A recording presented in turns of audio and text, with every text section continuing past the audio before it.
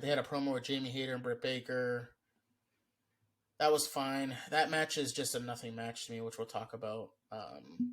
But let's hop into our predictions. So we're gonna, again, how we do this is we go one by one. There are 8 matches, so we will put confidence points, how confident we are on specific matches based on that, and we will go through each match and assign a specific number to them, 1 through 8.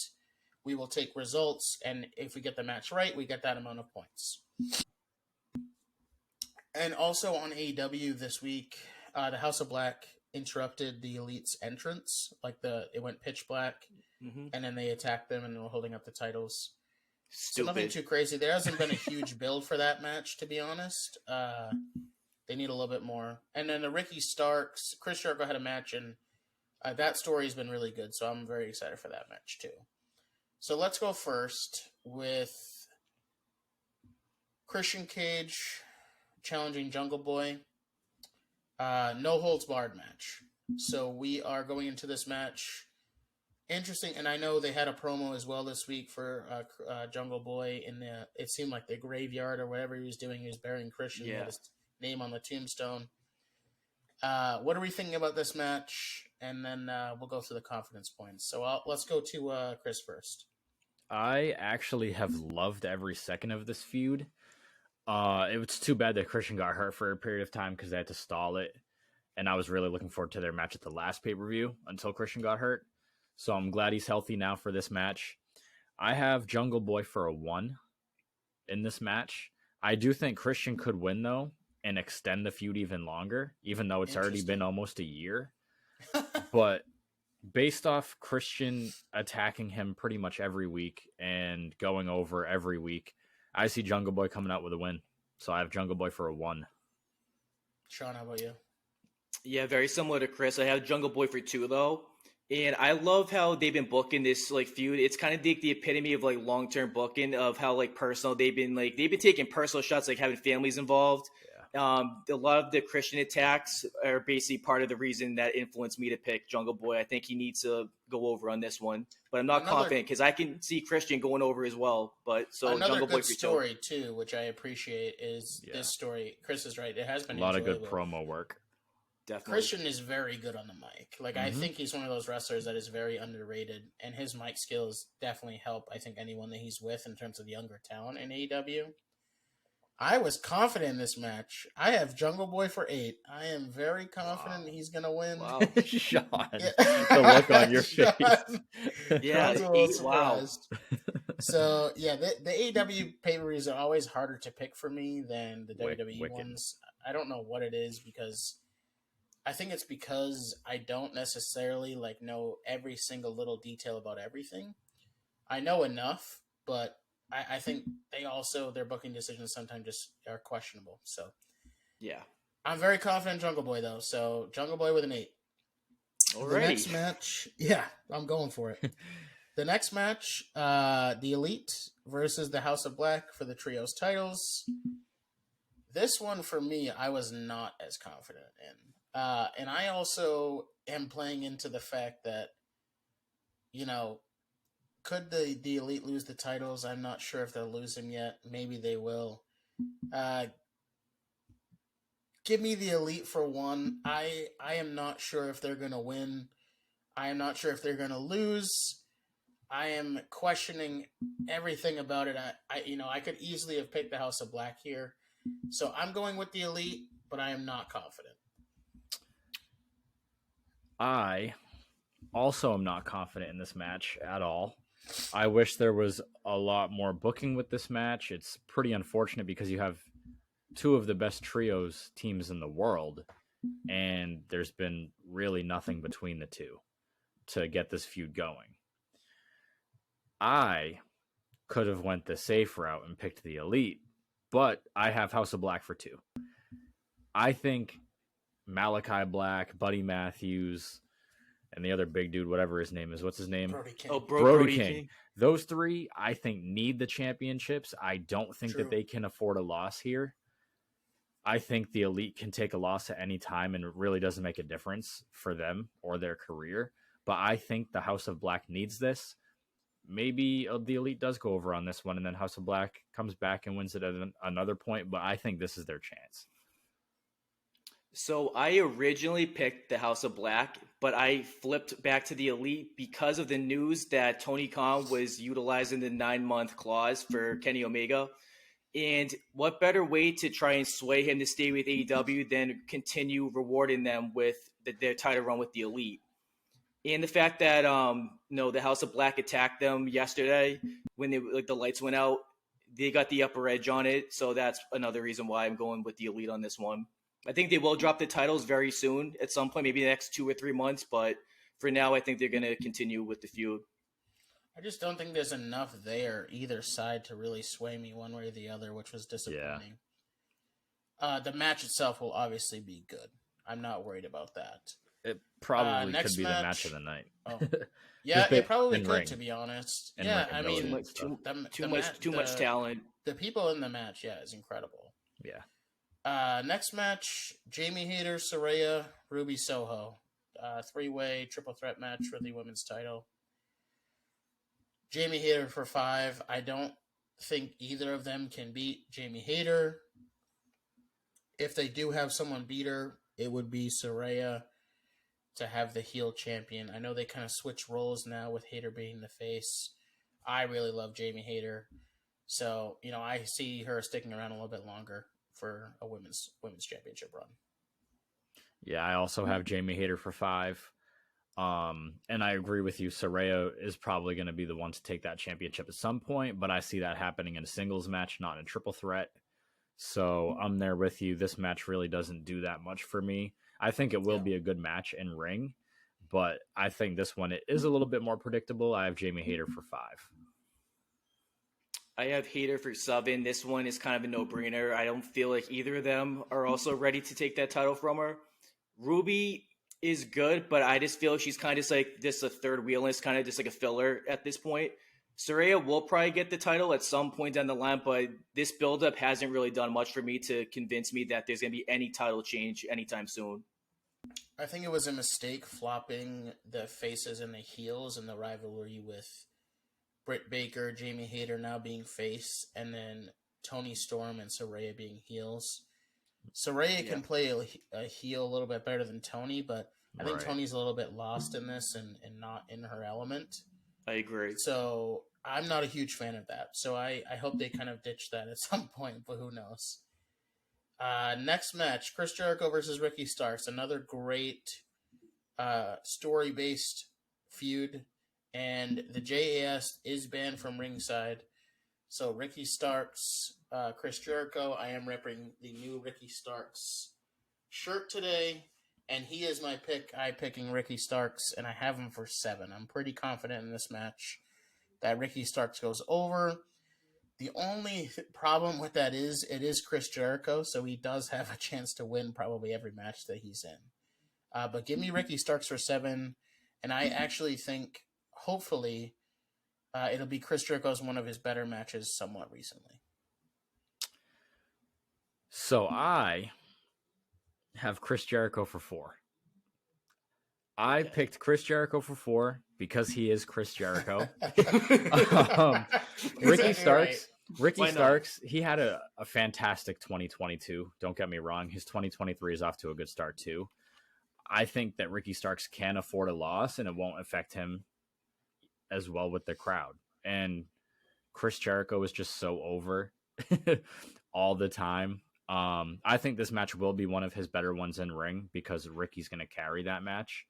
Yeah. But somehow I see Chris Jericho winning dirty, not clean. Maybe it's holding the ropes. Maybe the ref gets hit. He takes a chair or something. I don't know. But I don't see Chris Jericho winning clean. So I think he wins dirty, and I have Chris Jericho for 4. I got Ricky for 4. And I think on the other end, I think Jericho is going to be the one that can't afford a loss here because Jericho's at the point of his career where he can just put over anybody and it doesn't affect him at all because he's Chris Jericho. Yeah. Ricky, the fact he got attacked yesterday from JAS and the fact that he's been campaigning for this, like no interference, everything, this is a time where I think he gets over in Jericho. Nice clean victory. hard fought battle. I think he goes over here. Then the rivalry will continue. I think Jericho will show up next Dynamite, have a hissy fit. They'll cut another great promo together like they always do, and then just continue on for maybe another match or two. Good points. Next match is Samoa Joe versus Wardlow for the TNT title. The title that has been somewhat worthless over the past few months, we could say the least. Yep. So I got Wardlow winning, and I'm pretty confident in that too. Give me 6 for Wardlow. Again, these AEW pay-per-views, I have no idea, but I don't see Samoa Joe winning, and I also think this plays into Powerhouse Hobbs still has a lot of unfinished business with Wardlow, so I think they get their match next week after the pay-per-view. So give me Wardlow for 6. I don't think he's someone that's going to come back and get a loss right away. I don't think it's necessary. I don't even think Samoa Joe should be champion right now, so who knows? They're going to toss this title again to someone else, I think, though. Yeah, I agree. I have Wardlow for 3. And based off the same reason, Powerhouse and Wardlow, they have unfinished business, which will wrap up probably next week on Dynamite. And agreed, Samoa Joe should not have that championship right now. It's been absolutely useless for probably the past 3 or 4 months. And this feud between Samoa Joe and Wardlow needs to come to an end with Wardlow coming out on top. So I have Wardlow for 3. I have Wardlow for 1, and like you guys mentioned, that title just has been worthless. It's been Darby Allin, Samoa Joe, Wardlow. Like, it's just been tossed around. Like, it doesn't even seem like there's any meaning behind it at all. I think also that Wardlow, if he wants to be that upcoming guy, like there were talks that he could be potentially the next guy that can go over to WWE and make a big name for himself. So he needs a victory here, and then just go on to bigger and better things at this point, because Samoa Joe is kind of holding up the division at this point of his career. I think Tony Khan absolutely fucked up with how he booked Wardlow. To me, Wardlow was extremely like white hot, and then he ended up losing, which was an absolute mistake.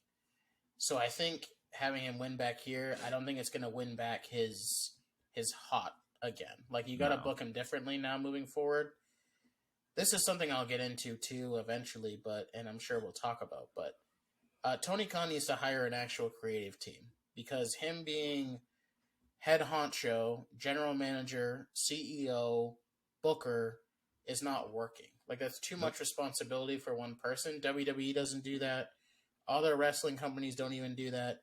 He just has a problem letting go of control, which I understand. You want to have control. You can still have control, but it's making your storylines and those things suffer. I saw a meme today. He books AEW like he's playing SmackDown versus Raw 2008.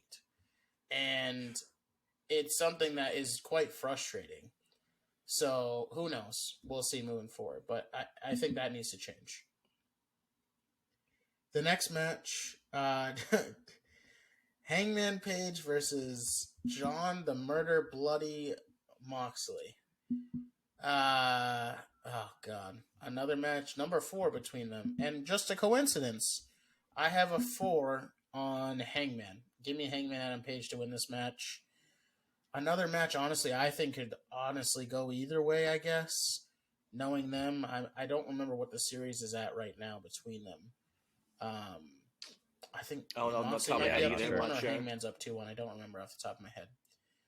But give me Hangman to win this match, and I think hopefully this feud is finally over.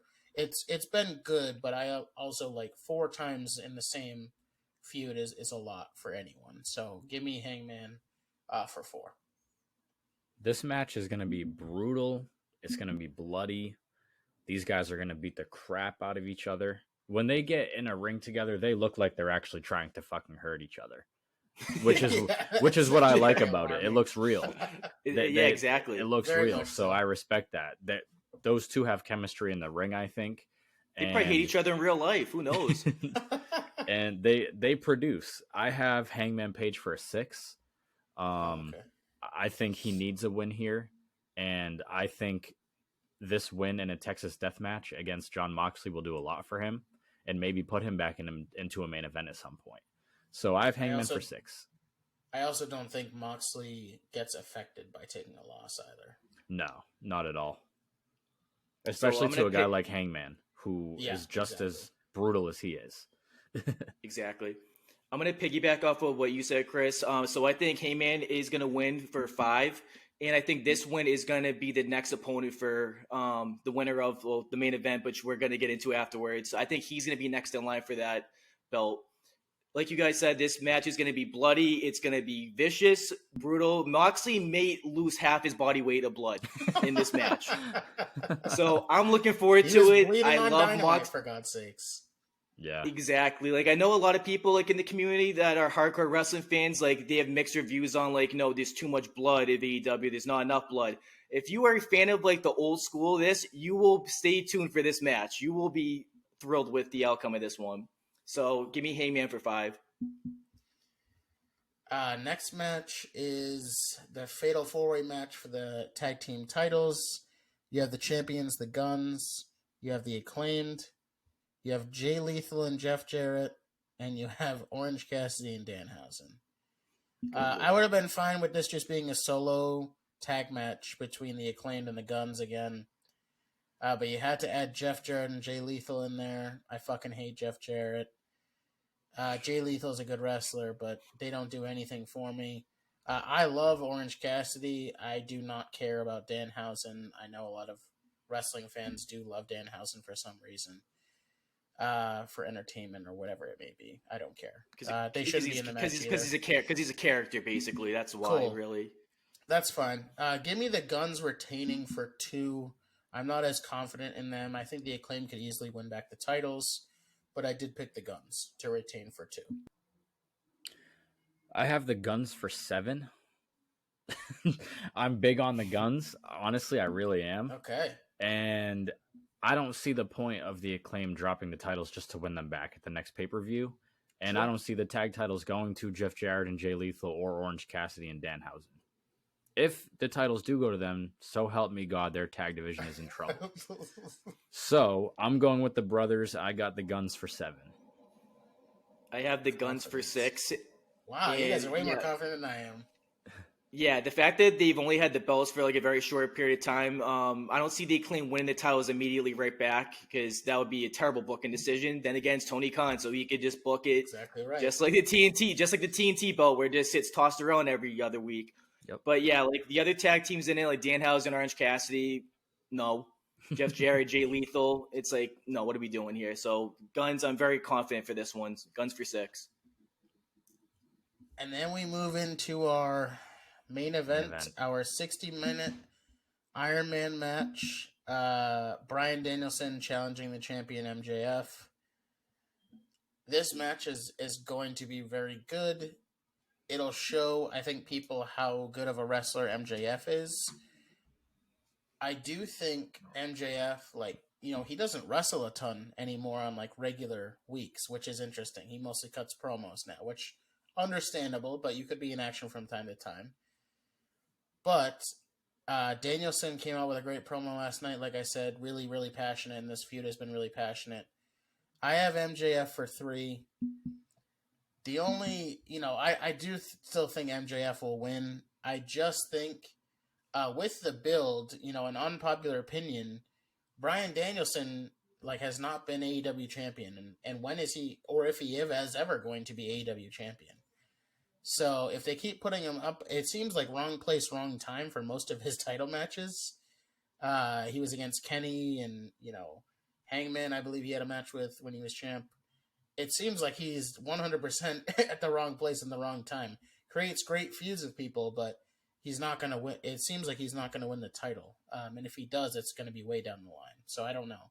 He's going to go to part-time, I'm pretty sure, soon. So I'm not sure what's going to happen with that, but I have MJF winning for 3. I agree with you. I have MJF. I have him for an 8. I'm my most confident in that match. And it is unfortunate that Daniel Bryan, this is now going to be his 3rd feud for an AEW World Championship, and he's going to lose. It's just like you said, wrong place, wrong time. And in my opinion, he probably should have won it by now. I think he's somebody who could boost their ratings if he's an AEW champion, putting on feuds with other guys, like if him and Moxley fought for the title. I mean, I think something people would have wanted is him and Punk for the title at some point. That will get you ratings right there. But I think MJF is just too good right now. He's the best thing that they have going in AEW. And I do think it would hurt AEW if Daniel Bryan took the title off him right now. So I have MJF for 8. I also have MJF for 8, and he's the guy right now for the company. So if you take that belt from immediately, you are in a world of trouble. And the build has been absolutely excellent. They've been taking personal shots at each other. Daniel Bryan, even, this past Wednesday, he brought up the fiance, took a shot at the fiance situation. This has been a feud that I've always wanted to see down the line. It is disappointing, though, that, like you guys mentioned, Bryan Danielson has been taking L after L in the championship matches. I remember on Dynamite, they had a match, him and Kenny, the pop of the crowd when they had that match. It's like, I thought down the line that this is going to lead to Daniel Bryan having a nice title run, but unfortunately, just the wrong place, wrong time for him. I think it's going to be a brutal match, and I do think there's going to be interference at the end, which will get MJF to go over on him. So it doesn't make him Bryan Danielson look bad, but I do think at the end of the MJF is going to come out on top and continue his title reign. Who is the interference? It's a good question. I don't have that, but I think someone will get involved. I don't know who it's going to be yet, but I don't see Bryan Danielson losing clean to MJF after all the bad blood that's been swayed throughout this whole entire feud. Maybe the ring or something else. Maybe he just does like a DQ or a low blow. A ref spot. How many falls do you guys see happening in this match? Is it going to be like WWE where there's 12? Or could there be one? I'm gonna say probably. I'm gonna say 4 or 5. 2-1. 2-1. I was thinking 2-1 as well. I could see 1-0. I could see them go the distance and maybe even have to go overtime. Yeah. I hope they book Bryan Danielson strong regardless of what happens. So that's the hope out of this match. He still looks strong, which I don't think he won't. Yeah. So we'll kind of take it from there. Last minute thoughts. I mean, the pay-per-view should be really good. We're very excited for this one. It's going to usher in also a new time for AEW in terms of having smaller cards. That's also because you have a 60-minute Iron Man match, but, sucking down your pay-per-view a little bit will help in terms of, the watchability, too, because some matches, they just don't deserve to be on there and shouldn't be on there. So this one, I think every match deserves its spot. So I think that'll be exciting. And then, we have SmackDown this Friday. The other thing I want to mention